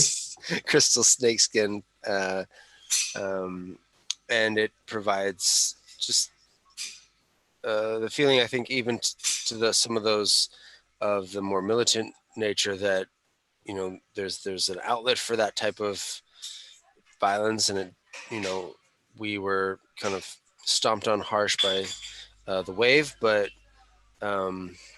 we have our heroes who are able to do this, and so there's kind of a little bit of a celebration, and that gets people spirits back up. I like that. That sounds good. So Leandro, and thank you, Crystal, for your martyrdom death there. Leandro, when we zoom out, while this has been going on, what has Soft been involved with? I think they've found a new place in their family. She's gonna pick up a new role, and I think that's going to be agent, because she's been trying to. And originally, she was gonna do this. The wave was gonna do this with a bit of subterfuge, but events at the with the seeds kind of forced them out quite a bit. So instead, she's kind of putting herself forward as like a agent of peace between the visitors and the damned. Oh, So, between yeah. the two forces in the north? Yes.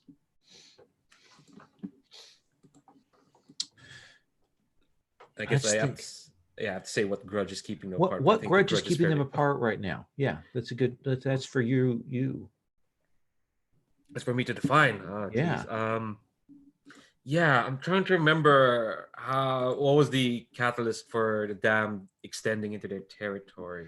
They've just had the opportunity. They've been slowly able to push out of this area that they've been bounded to. Yeah, I think the grudge is that, well, it seems very clear. The visitors have been drawn here because of the presence, and the damned were damned by the presence. That's why they got the name.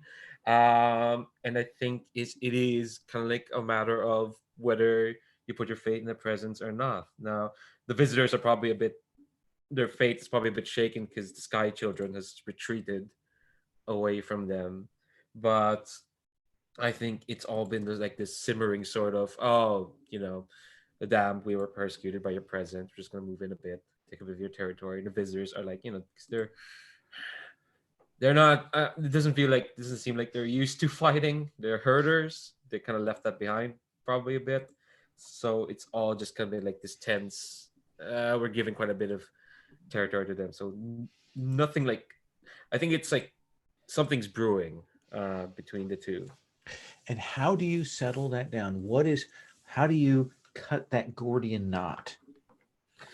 The dancing wave decides to give the visitors someone else to believe in, which is the dancing wave. I think because the Skytrue not here. If the visitors want to put their faith in someone, and for some reason I'm imagining Soft is making this speech to the visitors, and the gist of what she says is basically that you put your faith in this presence peddled by the Sky Children, but they are just that. They are children. They cavort with things they believe they know. But that's all they have is belief. Unlike unlike them, us, the dancing wave, we are ones who have actually ruled in heaven. The things we could show you, the things we could reveal to you, of not just of this little world, but of so many other worlds, so many other places the wave has touched, and you can be a part of that, if you so wish. You will draw some of those lost ones to you, and I think the damned, they would be it's like, absolutely, I think we have no problem with this. Certainly, if you wish to present yourself as a god to draw them away, you have our utmost respect. If you wish to claim the throne in heaven.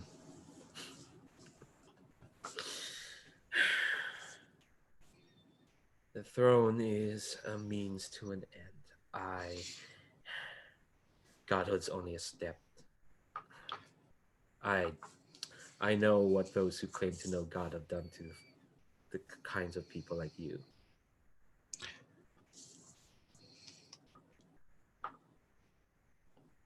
Good. So you can take care of that. Let's come back then to the river folk in the aftermath of this.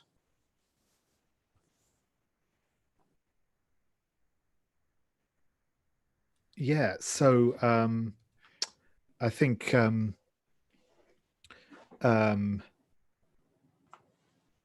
Dew will return to the river folk, and he'll kind of arrange a small service for Crystal as she returns to the cycle of life, and then and I think he's going to spend. We'll kind of get one of those little montages of him spending a few days kind of getting sort of affairs in order, finishing copying out some details and stuff, and we'll see him passing on some books and scrolls to a young girl, probably about the same age that he was when we first saw him, and then he will he will be heading out, and I think we'll just see him in like a little hut just outside the Destiny's Rainbow, as he kind of dedicates the rest of his time to studying its mysteries. That seems fair. And how far along is your family on this project? We are now in a position to complete that project with the saps of progress. Okay. So I will invest that now. Then let me check in with the other two families, because that will trigger the turning of the age when you complete that project. What do we see amongst your family in the aftermath of this, Axel?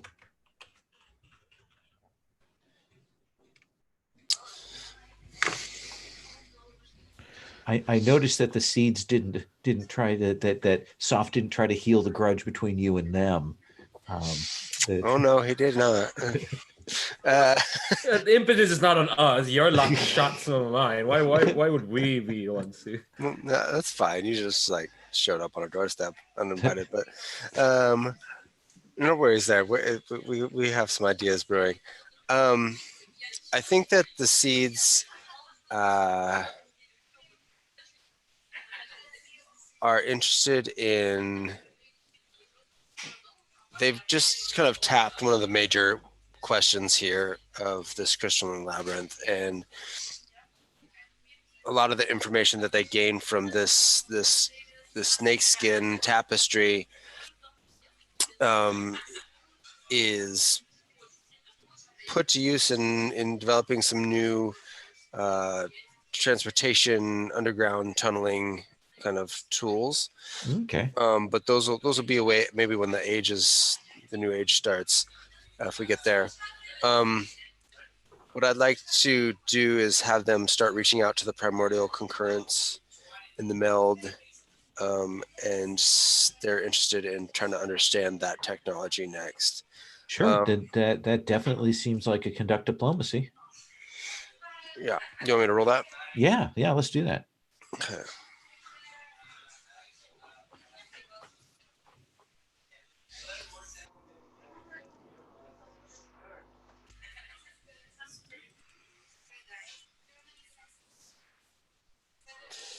All right.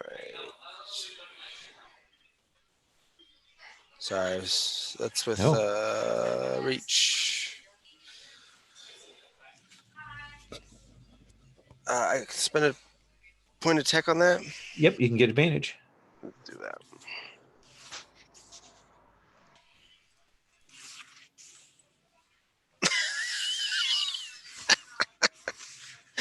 Someone should look at the dice roller before that's a 3.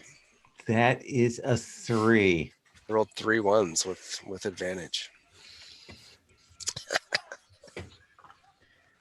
Then I think that when you go to speak to them, there is a weird sort of inhuman communication. There is something, and the meeting goes terribly wrong. And definitely they for some reason somehow they associate your people with the Starfarers, with the Wave, and they strike. They take advantage of this to attack. I need you to roll with your mood.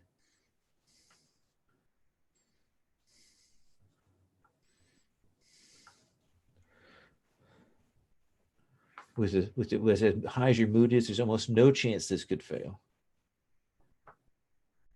Good thing it's that high because I got a 7.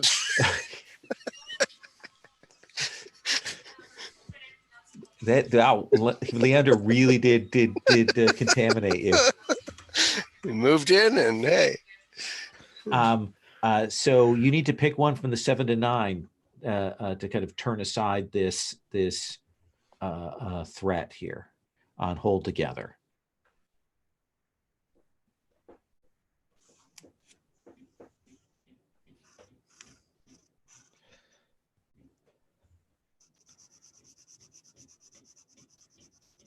I will give treaty on the Riverfolk. They help evac you out of the situation.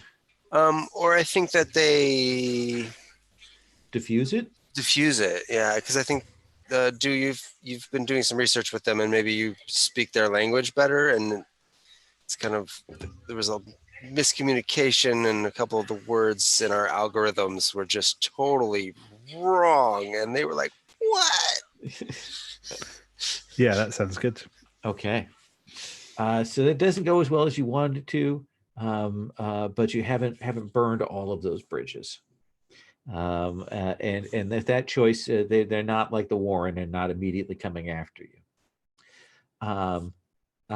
Leandro, let's give you one more move before we go to the network. Yeah. So this offer to the visitors to look upon the dancing wave as their new god. Because the main reason why I went for them is because they'd help get rid of this need for scavengers. Do you think I would need to roll something else to like? No, I think that's good. That? I think that seems fair. Okay. All right. So get rid of that, and it goes up. Okay. Wow, this is the highest my mood's ever gotten. Ooh. Let's see. What else? What else am I looking for? Because I'm working on my own project. I just need. Well, I need to get scavengers as a surplus, Right. I suppose, and engineering. So I think I'm just going to, what's it called? Uncover lore. Okay. How much data do you want to spend? Which data? I'll spend 2. Okay.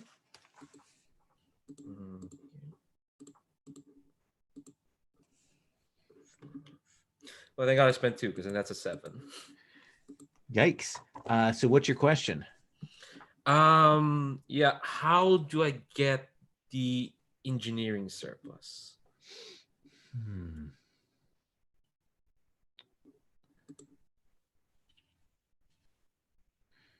Let me look at how we define that here. Family moves, engineering.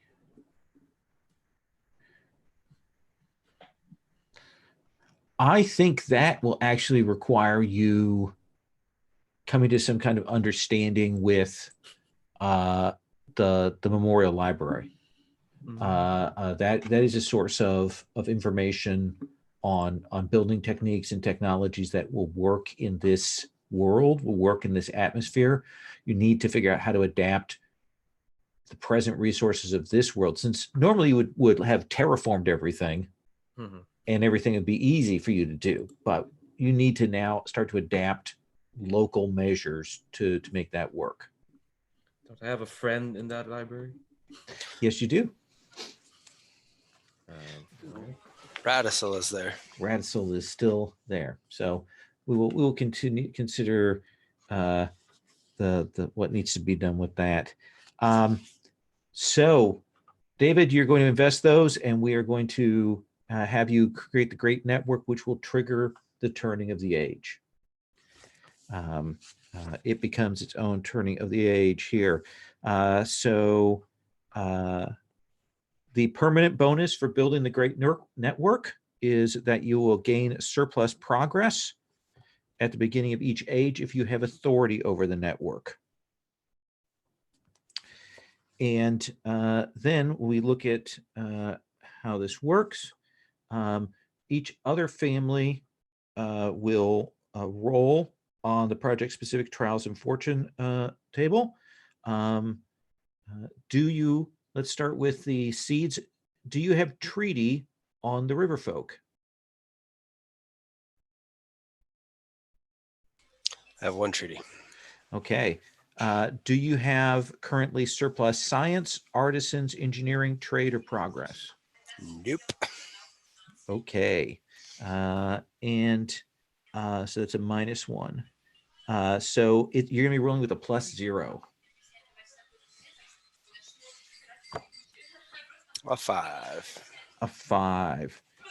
So on a miss, you're going to take 2 trials from the great network.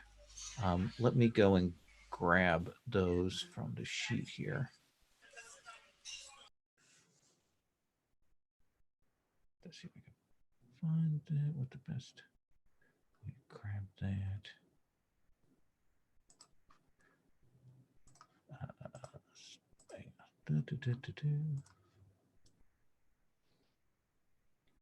Grab that text. Come on. Drive.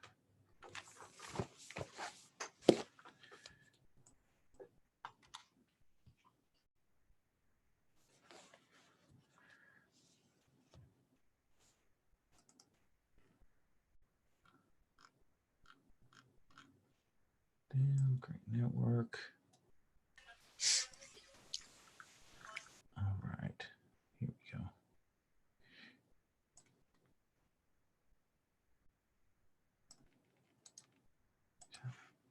So I'm about to drop this in the chat. Here are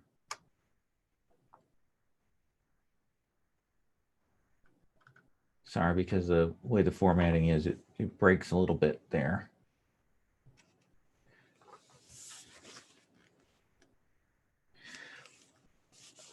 Leandro, why don't we have you roll as well so you can take a look and make those choices. Do you have treaty on the river folk? Yeah, I have 3. Okay, so that's a +1. Do you have a surplus of science, artisans, engineering, trade, or progress? I have progress. Okay, so that's another +1. And if you wanted to give up your progress surplus, you could roll with an additional +1. No, I need that. Okay, then let's have you roll.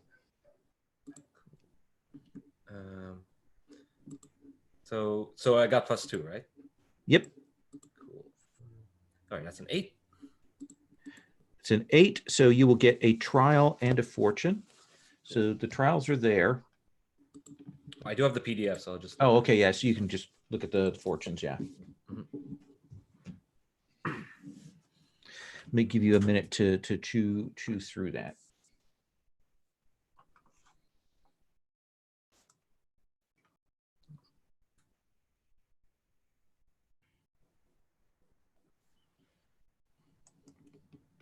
Yeah. So to give people, I guess, some like fictional idea Yeah, behind it. I let's guess hear that.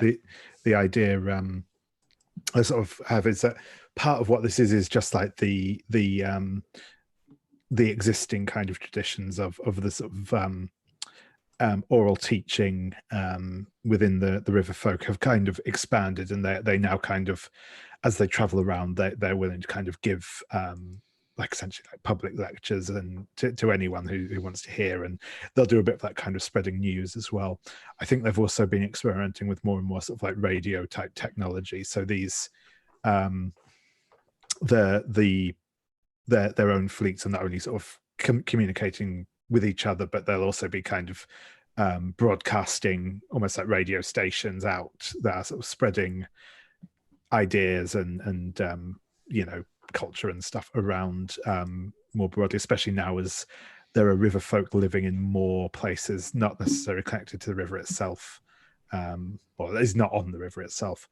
So this is kind of, you know, the big impetus behind it, I think. But they're also, you know, happy to sort of share that with other people as well. Excellent.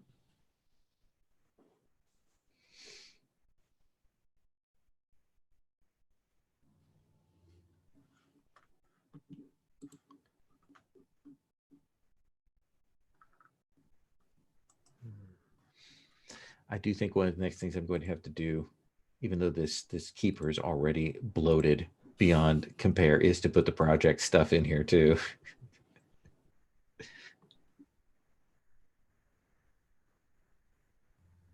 Do you want what I'm going to take here? Yeah. What's your first trial pick? Dangerous knowledge. The great network popularized a dangerous new technology or practice with dramatic consequences. The owner tells us what it is, and you tell us why you were particularly vulnerable to it. Ooh. What do you think there, David?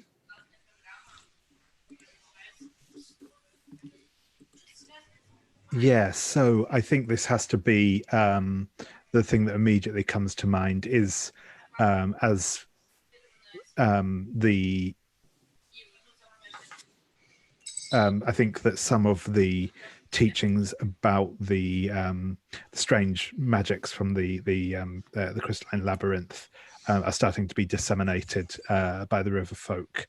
And I think obviously this is of particular interest to the seed. So I think that there is quite a few converts, and I think it's not like despite using the word converts, it's not like a kind of cultish type thing, but it's just the fact that, you know, playing around with the sort of fundamental laws of reality is kind of a dangerous thing to be doing, and yeah.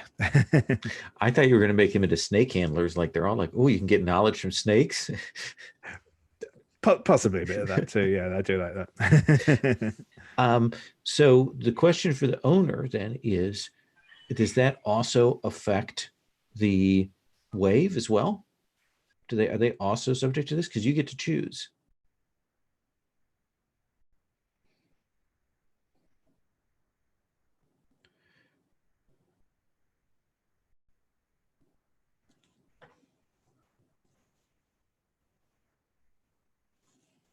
That's for you, David. Do you think? Yeah, I think it's fair if that is also affecting us. I think need safety is probably the most appropriate of those. Well, I will let them pick. Yeah, it won't affect you, but if you have the wave affected by it, then I'll let them pick. For the seeds, do you think it creates a need for safety, justice, or medicine? I'm gonna go with justice. Okay, and how does that manifest? I think that this is like a new body of thought Mm-hmm. and those that are following a bit are kind of like the front runners here, and so they're kind of ostracized by the more traditional ways of thinking, and they're like, this isn't real, you guys are crackpots or whatever. So they're kind of being ostracized and pushed out of. I like that. And then Leandro, how does that affect the seeds? Is it a need for safety, justice, or medicine? I'm sorry, my mind wandered a bit. What was It's exactly okay. the dangerous technology again? More passing along information about manipulating these magical energies to people. Yeah, I think that's safe. I think that's safety Okay. because the magic is hard to like quantify and figure out. I think that's kind of the one stumbling block. Probably the wave technology is up against. So that does mean though, like what I've got, I'm gonna get the need of safety. So this is gonna go to my surplus. Does that mean revenge is back on the table? Yes. Okay, cool. I'll keep that in mind then. Okay. Do you want to pick then, Leandro, one of your trials, or your trial or your fortune? Yeah, I think the trial I'm going to pick is over specialization. Okay. With cultural production centered in the Great Network. Well, guys, we have our energy revolution over here. Oh, we'll get to that. It's futile to research any innovation. Tell us what tradition your family held on to above all others, and the owner tells us of the consequences. Yeah, we're keeping our gel stuff to us very. We used to be quite lenient about it. You know, we cured some diseases, we helped some people up, but I think we're that is kind of like our last sort of secret sauce, so to speak. Okay. Keeping that close to home. So you're going to gain a new family move, but split 4 treaty as you see fit between the owner and a family or faction of your choice. The owner does get to tell us the consequences of. Oh yeah. So what is the consequences of not sharing that gel? Yeah, so I think it's I think it kind of turns public opinion against the wave a bit, because I think that used to be one of the things that they used to trade quite freely, or well, how freely I don't know, but used to trade at least to an extent with other people, and I think that is possibly breeding some resentment amongst the humans who still live within the city. No, I think nothing like. I don't think there's like severe consequences as such, but I think it's more just a general kind of low-level grumblings about the wave. Yeah, I think the bulk of that treaty is probably gonna go to the river folk. I don't know if it's gonna go to the seeds. I don't know if the seeds are in any mood to provide for whatever we're lacking during this age. Maybe just a little bit. So they get 1 treaty on us, but the river folk get 3 on the way. I do get a family move, so that's neat. And then, Rye, what do you want for the second trial?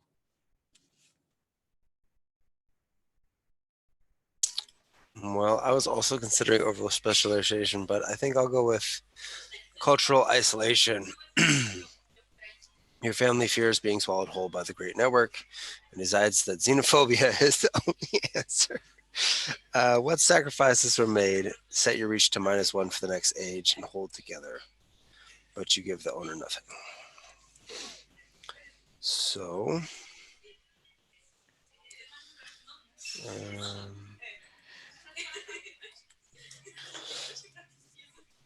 so I need to roll to hold together. You will do that when we start the next stage. Don't have to do that right now. And then, Leandro, what is the fortune that you wish? Ooh. Let's see. Try to pick one. that kind of like vibes with what we just talked about in terms of their trials. Let's see. It's either gonna be great finding or paradigm shift.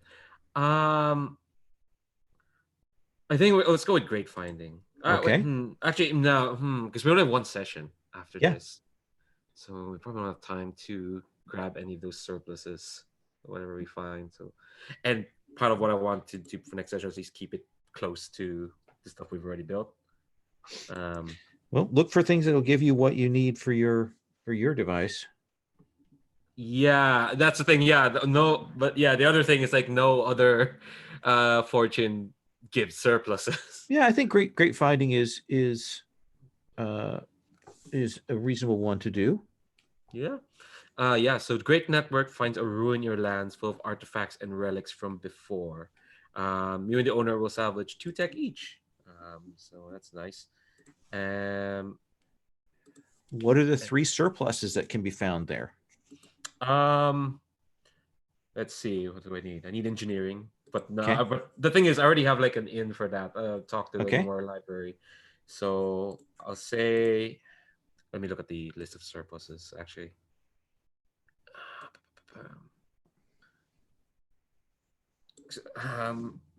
You think of like what the ruin is first. Mm-hmm. I think the ruin is to the very south. Well, actually, no, to the east. It's past the labyrinth. Okay. For sure. It's I just tried to ping the map. Not roll 20. Not roll 20. Nope. Yeah, actually maybe yeah, to the northwest. I know I just said east. I realized no, wrong direction. Yeah. It's the problem I have with left and right, which is really bad online when I'm playing an MMO. Oh god. Got more parties killed that way. I think it's a big dam. Ooh, interesting. Yeah, I think what the Great Network finds is like this big lake where the ship graveyard is. There actually used to be a river leading towards that lake, but it was dammed up and a long time ago. And I think so this relic's actually kind of a bit of a ways away outside the map. Okay. I'll just put an arrow pointing towards the lost dam or something like that. Yeah, that I'll come up with a better name, but yeah, sure. And I think it'll have. Let's see, what's your surplus can we find? I think there are people living in that dam. Okay. Well, so artifact. Yeah. Okay. So what can they offer you surplus wise? Scavengers. Just to be selfish. Okay. That. I think they can offer as well. Just go through this list. Barter goods. And let's see. What are people crying out for? Anyone have a need? Anyone has a need they want to fit in?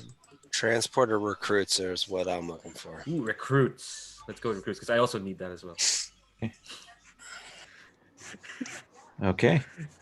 Was that a this or was that a this? Oh, well, I put 2 ads, so both. Yeah, there we go. Yeah, there we go. So let me ask you then, the owner of the network decides what is the big obstacle to dealing with these people, getting these surpluses? What is it that's a challenge here? I think that they're under the control of a hostile faction. I'm thinking maybe either the Damned or another splinter faction of the Wave. Someone like that. It has essentially established dominion over these people. We saw that in the swamp, so it makes sense to have another one of these damned that managed to escape Yeah. be in control.